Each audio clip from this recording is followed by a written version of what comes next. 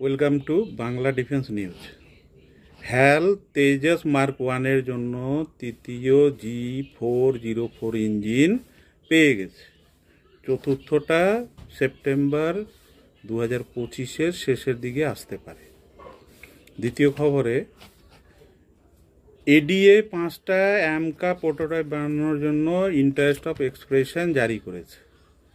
ADA চাইছে হ্যাল সহ private কোম্পানিগুলো এটাতে অংশগ্রহণ করুক, যার ফলে প্রোটোটাইপ প্রাইভেট কোম্পানিও বানাতে পারবে, যেমন টাটা, এলএনটি, তারপর মহিন্দ্রা ডিফেন্স, এই কোম্পানিগুলো বানাতে পারবে।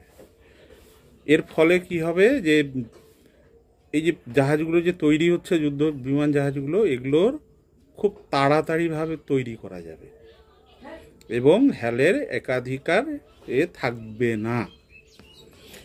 3 নম্বর খবর, ভারতের জেন টেকনোলজি নিজের অ্যান্টিড্রোন সিস্টেম বানিয়েছে। এটা RF detection, video tracking, radar scanning, jamming, hard kill এগুলো করতে পারে।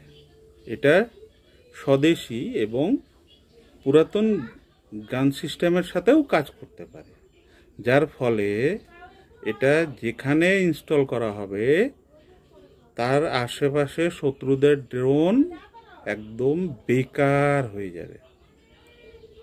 এই তথ্যগুলো সোশ্যাল মিডিয়া প্ল্যাটফর্মে উপলব্ধ আছে। আমি এমন কোনো তথ্য দিচ্ছি না যেটাতে ক্ষতি হতে পারে।